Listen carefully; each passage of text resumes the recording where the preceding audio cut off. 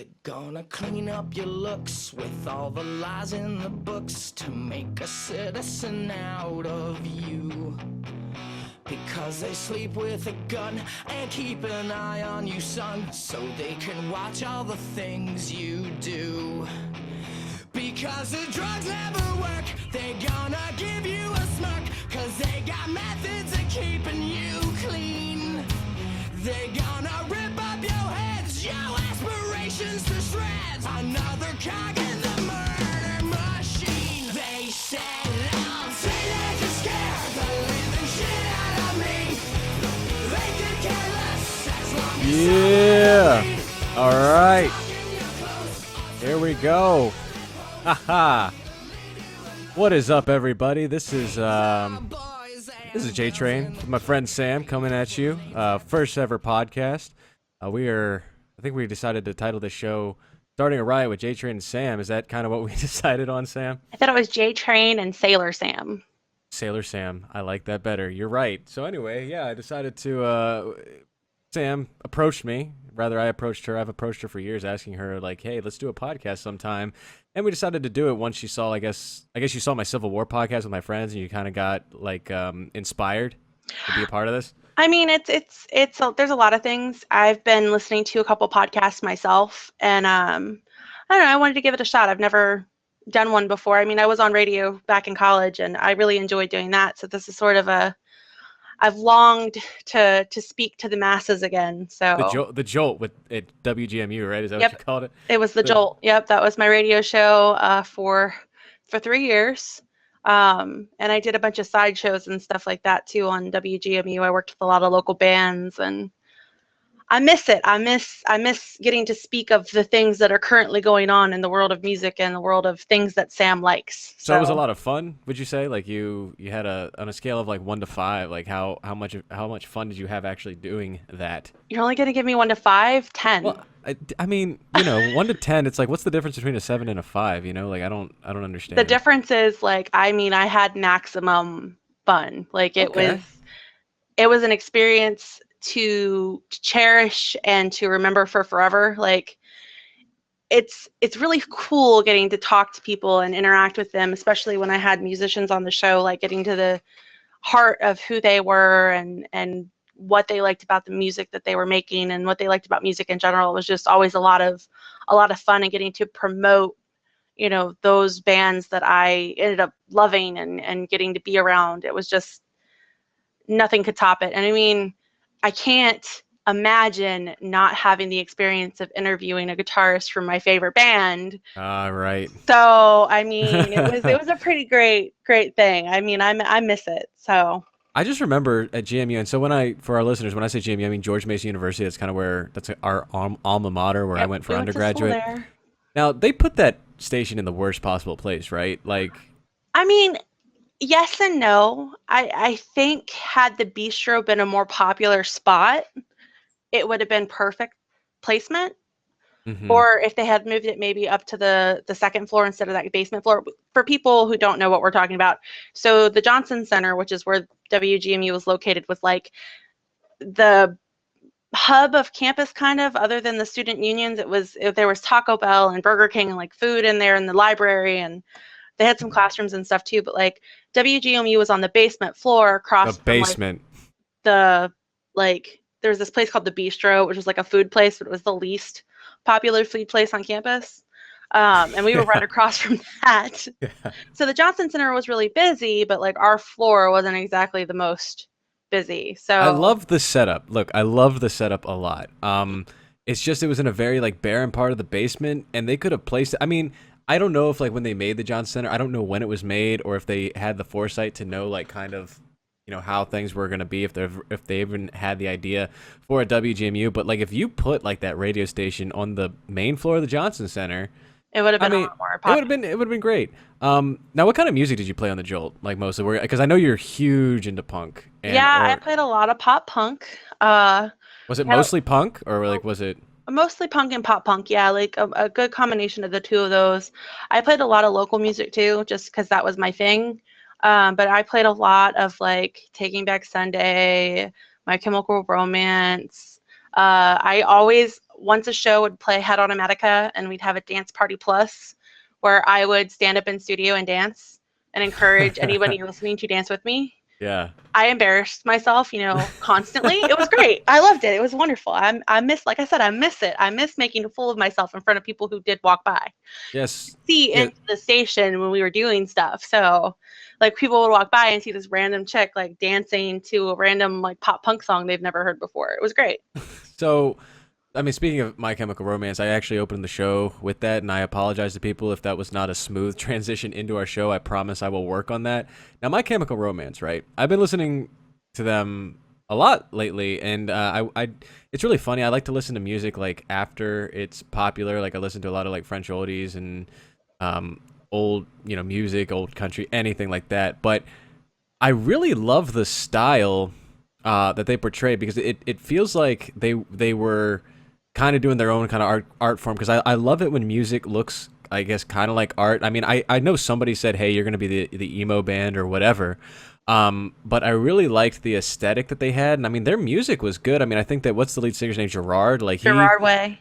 Yeah, he had like good vocals and everything. So, but I mean, you know of them, and I'm sure you were with them in like their heyday. Like, what was, I guess, your impression of them, and like how big were they when they were big? How influential were they in, I guess, the pop punk scene or whatever?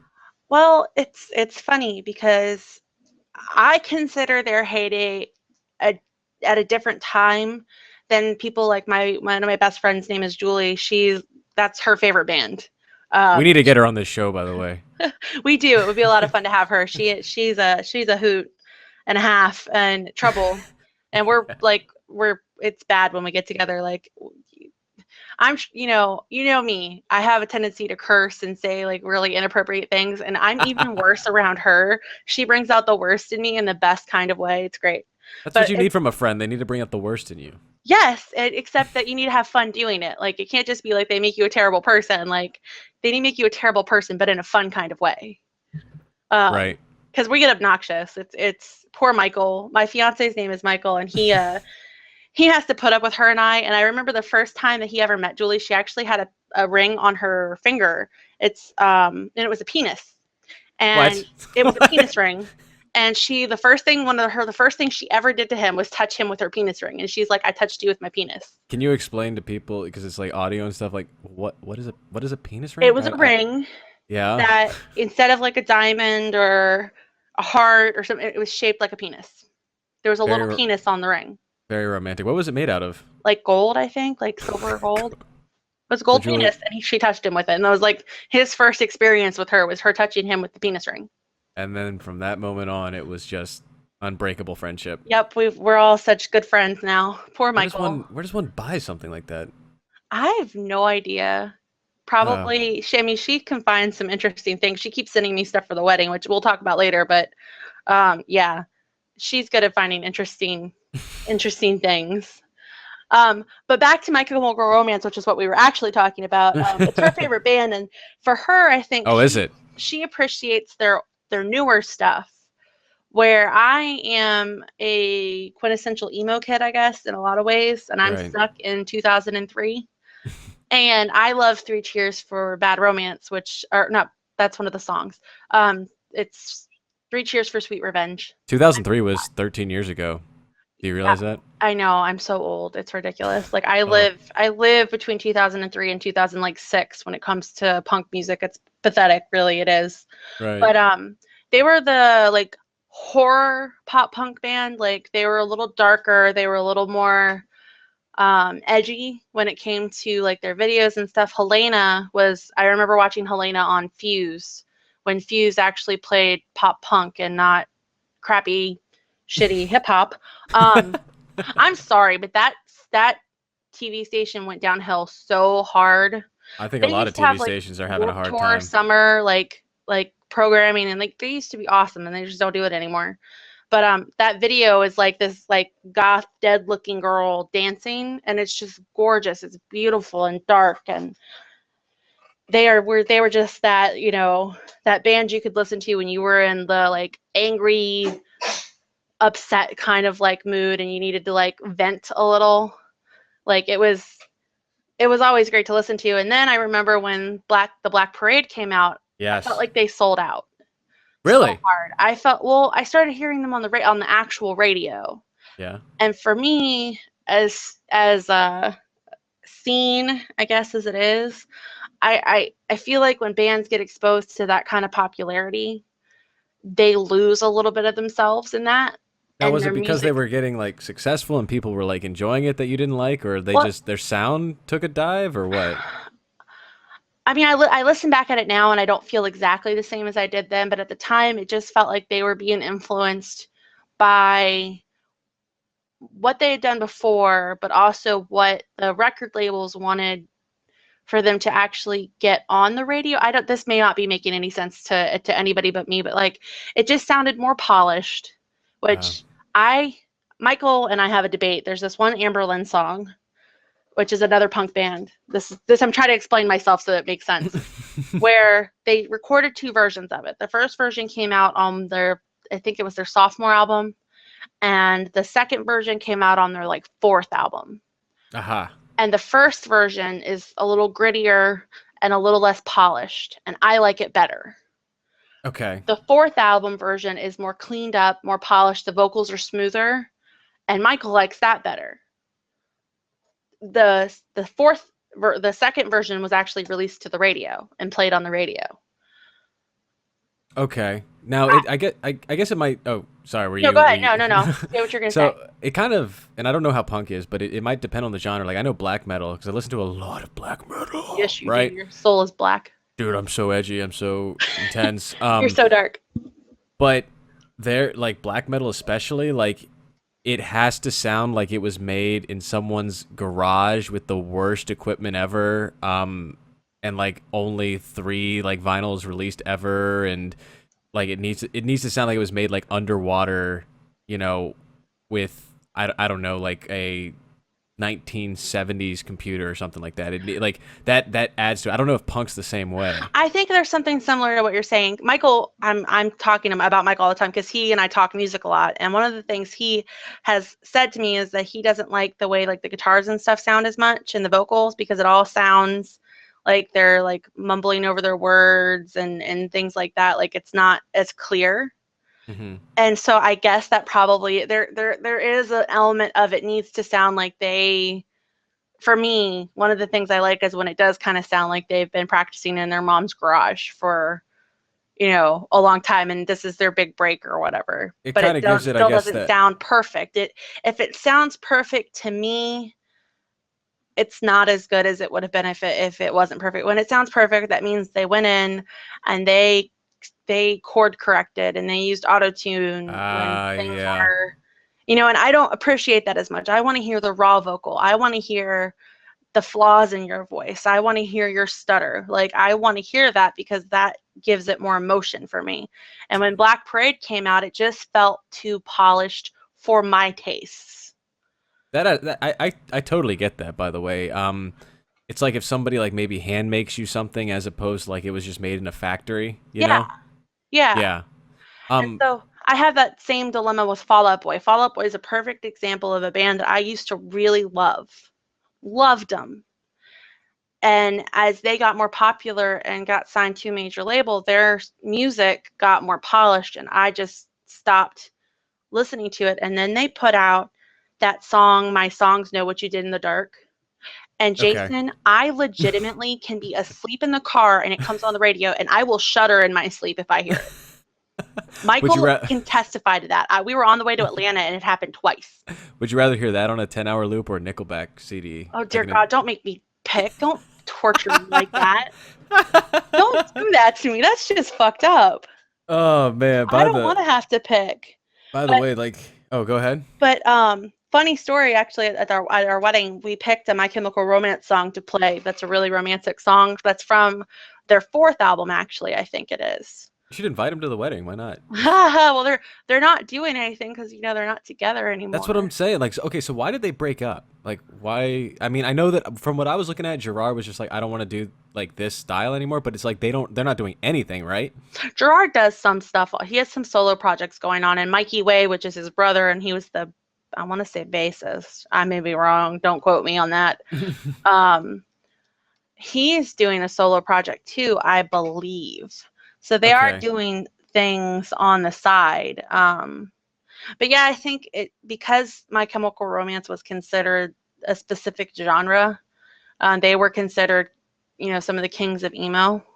Yes, Okay. Mikey Way was the bass player. I was not wrong. Okay. I wanted to make sure I wasn't wrong.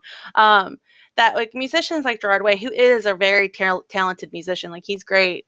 His vocals are great, and he writes really good lyrics. Like in general, he writes really well, and I think he wanted to be able to do more with Okay. himself. I mean, when you kind of get put into that emo category, a lot of bands that have been put in that category don't really like being in that category, even if it was or is true. Right. Um, they don't like that label. There's a stigma to it for some reason, and I guess I get it because emo kids, oh, they cut themselves and they're so sad. But I'm an emo kid, and I can promise you, I'm not sad. I mean, emo to me means like emotion. You just are very into expressing your emotions, I guess, you know? Yeah, and that's sort of the way I take it, but a lot of people take like offense to it. Um, uh, Hold on, there's a But quote on Wikipedia that says basically it's never been accurate to describe us emo bands. We were being booked while we were touring with Christian metal bands because no one would book us on tours. So like that's a quote from My Chemical Romance about not about being called emo. Like I mean they didn't really tour with emo bands, but that was sort of because of the motif of a lot of their videos. And I'm Not Okay, I Promise is like the emo anthem for whatever reason. Like if you listen to the words, like it makes sense why it's the emo anthem, but the band didn't feel that was the best description for them. I would say they're more like pop punk meets metal in some ways, which may be why that you like them, because they do have a little bit of an oh, edgier sound okay. than Yeah. some of the other pop punk bands on the scene. Hear that. So you were saying like you live in like 2003 2006 and you're talking about like throwbacks and all that stuff, and you and I are very into like the whole throwback stuff of like things we were into. But I went to the Alamo Draft House yesterday, right? And I know you said you've never been, but what the Alamo Draft House is, and I'll loop into like why this is like a retro thing in a second. But like what the Alamo Draft House is like you go, and they're kind of like smaller, intimate, I guess, uh, rooms or theaters for people to sit at, and there's like a bar table on the top, right? Of Okay. of of of of where it's at, and you can order food, and they'll like bring out like cooked food and everything for you, and they give you a tab. You can order, I guess, locally brewed beer, all that stuff. And if you have a problem with somebody talking or whatever, that you're not allowed to text or talk on the phone at all. They will kick you out and not refund you. That's awesome. Yeah, right. And if somebody's like next to you talking, or these like I can't stand these kids who go into these theaters nowadays, right? And And talk. And they and go in there talk. to talk. Right, and if you turn around and you say something like, "Hey, can you keep it down?" It's like they look at you like you're the bad one, but you paid $12 to see a movie, Yes. right? Yes. I am the most like honestly like the most irritable person at the movies because I can't see very well, and if someone has their phone on, the glare goes Yeah. up into my glasses and I can't see. All I can focus on is their stupid fucking phone. And I get so angry. Michael and I were next to these people. We went and saw Civil War, and the people to the right of us were the loudest popcorn eaters like I've ever heard. Like it was I like can't stand it. I can't stand it. It's it was awful. It's the awful. worst. It's the Oh, worst. I hate it. Dude, the girl next to me was taking phone calls. Oh my god. She was Did she get taking kicked phone calls. out? No, like I was this close, but the thing is like I think she was like talking to her because she looked like she was like 13, right? Yeah. And she was like talking to her dad, and it's like, yeah, I'm still in the theater, blah blah blah. But I was literally gonna turn to her and be like, can you put your phone away, please? But anyway, at Alamo Draft House, if that's the case, they kick you out. And if someone's giving you a disruption, you just kindly write, because the way that they know you want an order, you write on like this kind of like card, and Hmm. you put it onto this like kind of like metal part of the table in front of you, and they'll go out and they'll read it. So like if you say, hey, these douchebags over here just will not shut up. You write that down, and they'll come in, and then they'll kick them out. They'll give them a warning, and then they'll kick them out. That's awesome. It's fantastic. But the one thing that I really loved about it was they show at most 2 previews and then it's the movie. If they say the That's movie start, yeah, if they say the movie starting at 8:40, it'll start at like 8:40, that's really cool. I've right? never been. And Now I think Michael and I need to go. dude, and another thing, right? I went to see Nice Guys, which is a really good movie. I would definitely recommend going to see it. It's one of those like it's like a 70s buddy cop movie. Oh God. It's good though. It's good. It's got like Russell Crowe and I'm blanking on the guy's name. Anyway, like and it sucks 'cause he's a huge actor. Ryan Gosling. Ryan Gosling. Russell Crowe and Ryan Gosling are in it, and they work really well together actually. But before the movie, they were showing old school buddy cop movies. They were showing like the black and white, like That's awesome. yeah, and they were showing like 70s buddy cop movies. It was great. And so what I think they do, I don't know because I haven't done it yet, but like if you went to go see a horror movie, they would probably show like classic horror movies. Do you think when the new MMPR movie comes out, they'll play like the original MMPR movie and maybe like Turbo? Sam, Yeah. I didn't even think about that, and now I kind of want to go just for that, but I can't. I don't think I can do it, and you're gonna think I'm weird, and some people listen to this will be like, way to be, PC Jason. But dude, when I saw Rita, it just took me out of it. Okay, it's not just Rita, which, okay, I understand like changing it a little bit or whatever, modernizing it, but they completely made it a different character. It's not even the same character anymore. Yes. He looks like Scorpina meets like Poison Ivy. It's so It's bad. so weird. And have you seen the new suits for the Power Rangers? Yeah, they're like They're all boobs. There are boobs, legitimate like defined boobs on the female characters. Sam, let me ask you a question. As a female, because I am not a female, how I guess how good or bad or functional or dysfunctional would it be to have like I guess boob holders for like armor? Okay, if they get kicked the wrong way and that gets punched in, you're fucking like gonna hurt. Like it's not even functional. Like it's so stupid. I'm having a really hard time getting past how dumb these uniforms look. They're not like a throwback.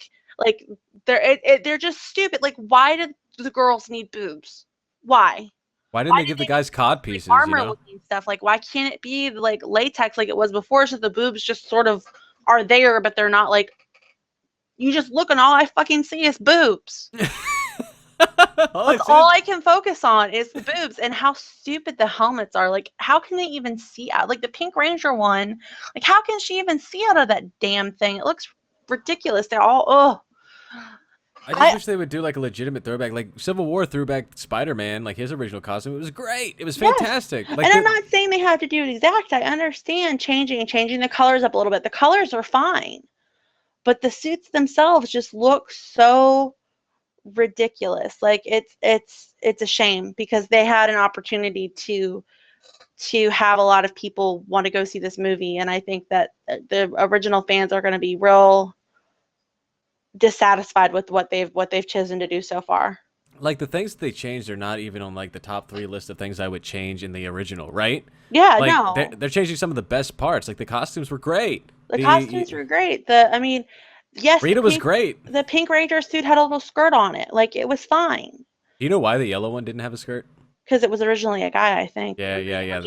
Yep, that is correct. But yeah, like the things I would change would be like the mouths, like how the mouths and the monsters moved. Like that might be like one of them.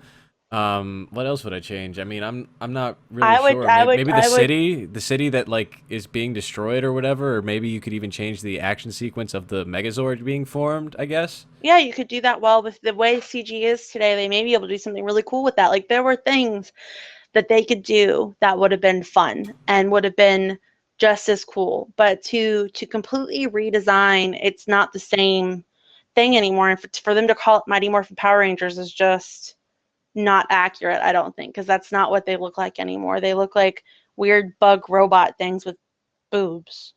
Yeah, and you know what? I actually was not going to see it mostly because of Rita, right? Because I'm just, it just sucks to me, like, as someone who I guess is like a quarter Vietnamese or whatever, like every time I see an Asian person on screen, right? And I'm not trying to be PC, I'm not trying to be like political here or whatever, but it's like every time I see an Asian person on screen, it's like they're either doing martial arts, you know, Mhm. they're dying in World War II or some war, right? Yeah. Or they're like some like subservient like sidekick to like somebody, and it's like you had a strong female like Asian lead, and you're Asian just lead gonna, who was incredible, yeah. and like that's what I wanted to see. If I'm making another movie of Mighty Morphin Power Rangers, I want to see like time to conquer Earth, right? Like in that, Yeah.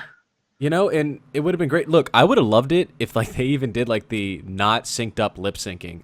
That would have been great. I mean, With like and the like they could even do like they could have changed Goldark. Well, I mean, some of the monkey costumes like and stuff like that like were kind of the putties. You could right. change the enemies. There's so many things you can change, but to take Rita and to completely remove any element that made it look like Rita, like I wouldn't look at that and think, "Oh, that's Rita." Right. It's kind of like the same thing I had, like the same kind of criticism I had for like Batman, Superman. The thing I love about Marvel is like when you see these heroes on the screen, like that's what they look like in the comic books. Like they look like, you know, they're dressed like it. But like in like Warner Brothers with Batman, Superman, it's kind of like not really like when Superman appears on screen, it's like he's not really like straight up like, you know, wearing the costume or whatever. No, and Now, I think the biggest mistake they made in that movie though wasn't just Batman and Superman who were sort of off character anyway, but the person that they removed the most character from was Lex Luthor, because that yeah. wasn't Lex Luthor. That wasn't Lex Luthor is intelligent and cunning and Dude, I act like that didn't even exist. I got like PTSD from that performance. That performance was awful. But like, yeah, going back to Power Rangers, like I don't think I'm gonna see the movie because I just don't think it's like it's not even gonna be like bad good. It's just like I just wish Hollywood wouldn't take like this stuff and like try to make it all like, you know, like reinvent the wheel. I mean, it was popular for a reason, and the people who are going to go see it are looking for like what they saw as a kid, and that's not what they're you know getting. I no. guess you could say, you And know. I mean I may see it at some point, but I don't know if I feel like wasting my money to see it in theaters, Hmm. because that's a lot of money to spend on something that I'm not sure. Well, you'd be supporting something that you're not into, you know. Yeah, that I'm not sure that I want to do that. I mean, maybe it'll be amazing. Maybe the actors they cast for the Power Rangers are going to be spot on, but like the other thing I struggle with, it's like in my heart of hearts, Amy Jo Johnson will always be my Pink Ranger, and I don't even feel like they cast even similar looking actors, which is something I get, but at the same time, like it would have been cool to have something that was a throwback to what the original was. And it's like they're completely destroying it. She And was it's saying just, she was saying like they didn't even like approach her or anything like that. Like when I went to go see her at the Greater Philadelphia Comic Con, yeah, they had not like approached her. Not that they like need to or whatever, but it would have been cool to like have them as a cameo. I don't know if they're, you know, thinking to like launch a franchise off this or if it's just like a one hit like nostalgia bomb or something like I that, you don't know? know. The only person, I don't think they've even reached out to him. The only person I know for sure from the original that's heavily involved with Saban and stuff, because he gets all of the stuff he does like approved through them, is Jason David Frank. Hmm. But I don't think he even has had a hand in the movie. No, that's So yeah. I mean, that's kind of whatever. But I will call up Alamo Drafthouse and be like, look, the only way I'm seeing this movie is if you're showing like retro Power Ranger stuff yeah, beforehand. that might make it I didn't even fun. think I didn't even think about that. That I would would be a go. fun throwback, but I think I'd leave after those were over. Like, nope, I'm done. Bye. Peace Speaking out. speaking of things that are all over, you know, your single life in a little while, like, or you're not so much single life, but you're getting married soon. I'm getting married in October. How does that feel? Is that weird at all? It's really weird. It's weird to think like in 5 months my last name will be different. Oh, so you went that route because nowadays girls seem to be like doing some sort of like renaissance with that. Like a lot of times you see like the joining of the two last names or like they just keep their last name. I was really torn. Okay. And I had said my whole life, like since I was a kid, that I was never going to change my name, never going to change my name, never going to change my name.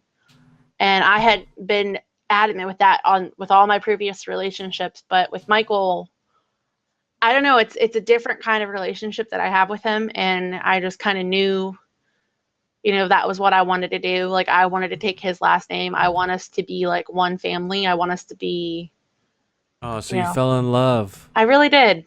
You did. It's weird. Maybe I should play some Michael Bolton. Oh God. No, I'm let's playing not some do Michael that. Bolton right now. Let's not do that. Oh God. I'm definitely doing it right now. Okay. Whatever you want to do. So, you and Michael's relationship, huh? I mean, we have something that I don't think a lot of people get to experience, which is really sad. But like, I have had a rough road of it. I'm in kidney failure, and like, I've just had like a lot of huge things happen to me in the last 4 years that like have happened since I've been dating Michael, and he's stuck by me for all of it. And that's not something that a lot of people are able to do. A lot of times when someone's severely sick, the person in the relationship bails because that's what's easier to do. Mm-hmm. And Michael hasn't. He has stuck by me and been there for me and held my hand. Yeah, he's a great guy. He's amazing. And I just, with all of that in mind, it just makes you look at it differently. It makes me want us to just be one, like to say we're the Rookses, and that's, we're a united front. You know what I mean? It makes me feel like we're a united front that way. That's awesome. That's great. Oh, here comes the chorus. Oh God. Oh God. Said I loved you, but I lied. Oh God. But yeah, we're getting married, and like it's I'm going about this differently than most people would. I'm not having a big church wedding because I'm not religious. We're having it at my parents' backyard because we're trying to save money. We're having a friend of ours actually perform the ceremony. We're writing the ceremony with him. So there's not going to be any probably traditional words said. It's all going to be tailored to us. Did you force anybody to be in the wedding? Yeah, I have teammates of honor. How dare you? How dare you? I wanted my best friends to Screw that. Be there for me. Anyone listening to this, do your friends a favor. If you want to put them in a wedding, don't. No, you know what though? That's not true. Can't stand it. That's because awful. I've made it so fun. I feel like I have made it the most relaxing experience. Our How many thousands are wearing? No, listen. Our groomsmen are going to be wearing Chuck Taylors, and my bridesmaids are going to wear Chuck Taylors too. But that's the thing, Sam. It's always good for the people getting married, but they don't realize what they're doing to the people who aren't. How many thousands of dollars have you made them spend? Probably not. No, we got some. The guys spent about $180 each, probably, maybe Jesus. A little more than that. But they both of Michael's groomsmen were really excited about the shoes because they wear Chuck Taylors anyway.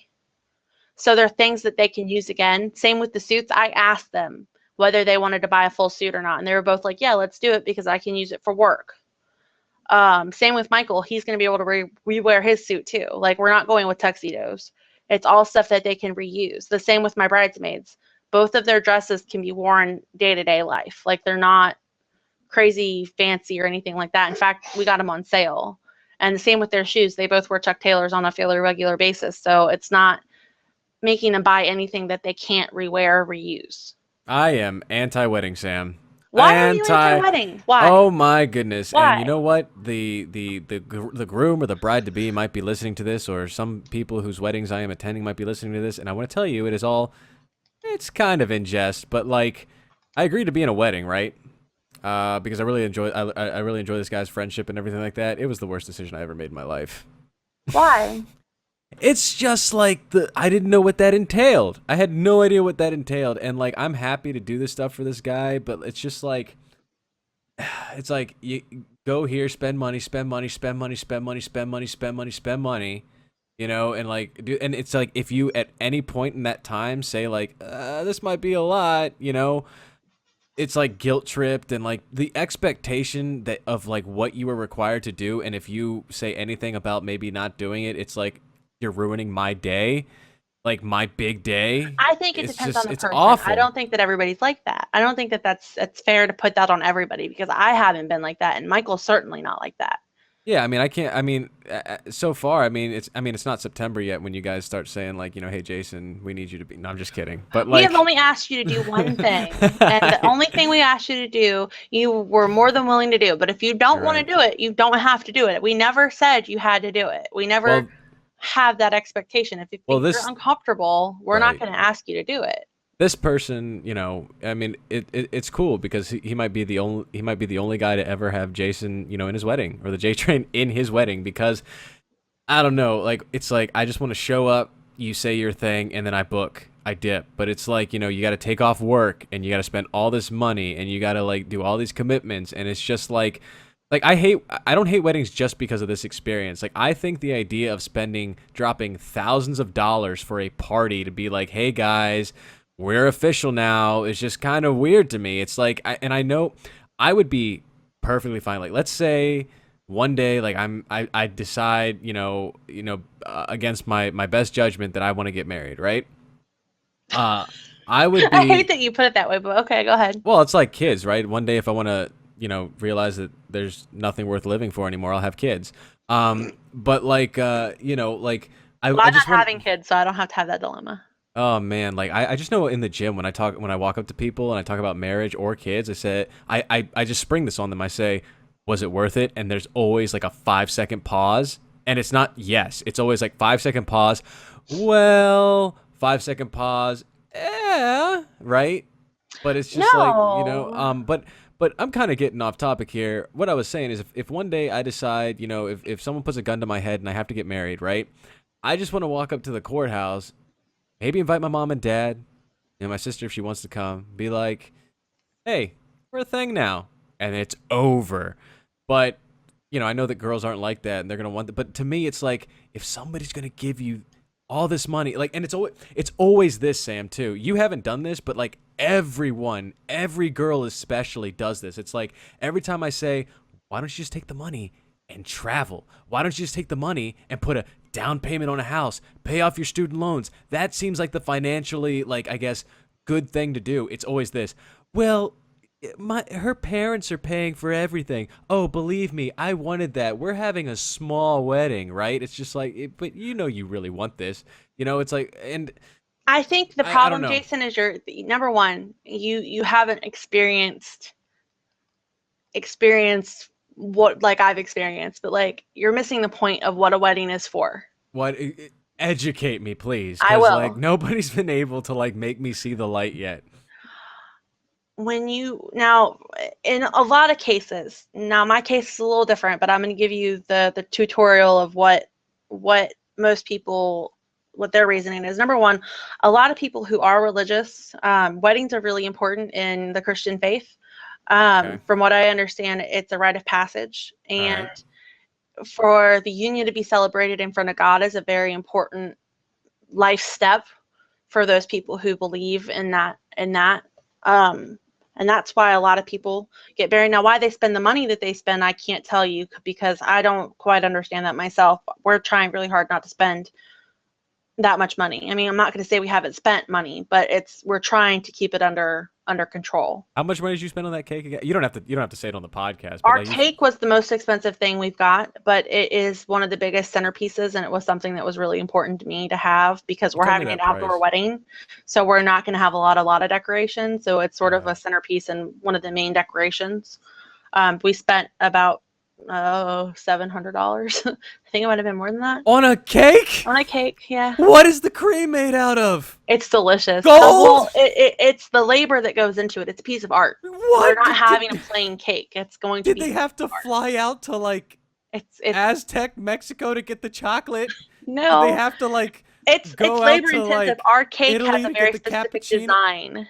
What possibly could they put in a cake to make it $700? A lot of work. It's going to take them hours to bake it. Like, it's not going to be like some simple white cake. Like, it's a Nightmare Before Christmas themed cake. Oh my god. Damn, you could have given me $300. I would have made you the best cake ever. No, you wouldn't have. Not like this. This is going to be Cake. gorgeous. It's cake. It's going to be gorgeous. He's using this.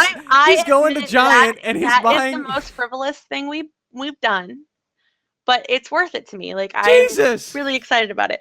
But for Michael and I getting married and celebrating it in front of my family, partly it's part of the decision was because I have some family members whom I am the only girl on my mom's side of the family, and I'm sort of a surrogate daughter to my aunts, as you know, and I'm my mom's daughter, and it is on some level important for them to get to see it and get to celebrate Michael and I being together. My family is very happy to have him in my life and in their lives, and it's an opportunity to celebrate our love and our relationship.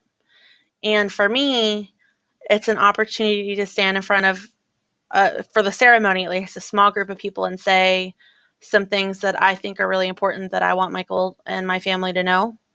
And the party is an opportunity to bring people whom can't, or we're not inviting to the ceremony part, to come and get to be there for us and spend time with us when it's not something we usually get to do. It's an opportunity to celebrate Michael and I and our love and be around our friends and family that we don't get to see on a regular basis.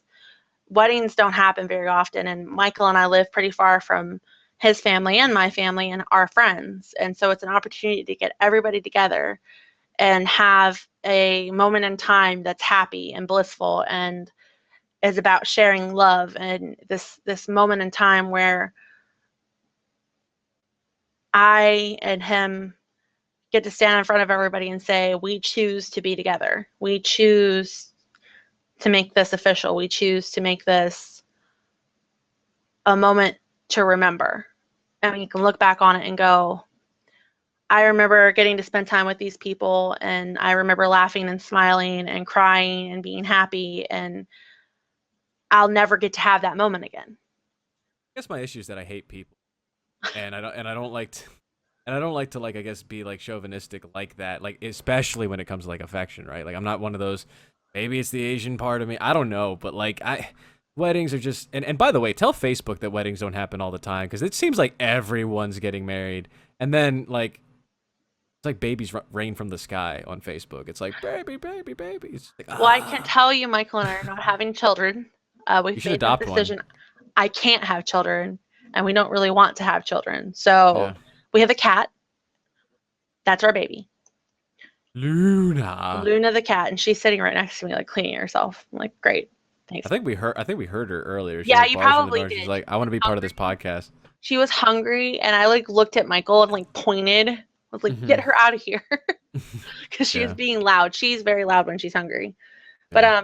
I mean, and some people do frivolously spend money on weddings to the point of $10,000, $12,000 as an average. Michael and I won't be spending that much money, I can promise you. Well, I mean, I just dropped like $70 on a vinyl record from 1986. So it's like, what do I know? You know? I mean, yeah, and like I said with the cake, like I know it's frivolous, but I'm really excited about it. It's like the one time in my life that I'll pay a professional to make me a beautiful cake. That I'll take pictures of and get to like look back on and go, oh God, that was so pretty. You know he's going to Giant and buying the Betty Crocker mix, right? Like, you know that. No, this place makes it from scratch. It's so good. Their cake, our cake is one layer, one tier of it is going to be champagne cake, which like sparkles when you bite into it. It's amazing with citrus icing. And then the other piece of cake is it is lemon cake with lavender flavored icing. It's amazing. It's the most incredible thing you'll ever taste. It's so cool. Yeah. Well, Trust Sam. me. Trust me. You're going to love it. Well, we will see in October. But hey, I had a fantastic time talking with you I today. did too. This has been fun. I guess we'll have to do another installment next month, maybe. Yeah, we'll see how it goes. I mean, the 5 people that listen to it, I'm sure will be thoroughly entertained. They should be. I'll put it on SoundCloud. I promise you I'll find a way to put it on iTunes as well. Yeah, so everyone who listened to this podcast, we thank you for doing so. And we'll have it next installment. We're thinking about maybe doing this, once a month, once every 2 weeks. And, hey, if it gets popular, maybe do it some more. But I love talking to Sam. She's always entertaining. Anything else you'd like to say before we leave? I would say check in a couple of weeks on Facebook. If you're my friend, and if you're not my friend and you want to be, add me. And you're going to share it, right? You're going to share it on your Facebook? It's facebook.com/SamXRiot, I believe. Like if you search Sam X Riot on Twitter and Instagram and Facebook, you should be able to find me.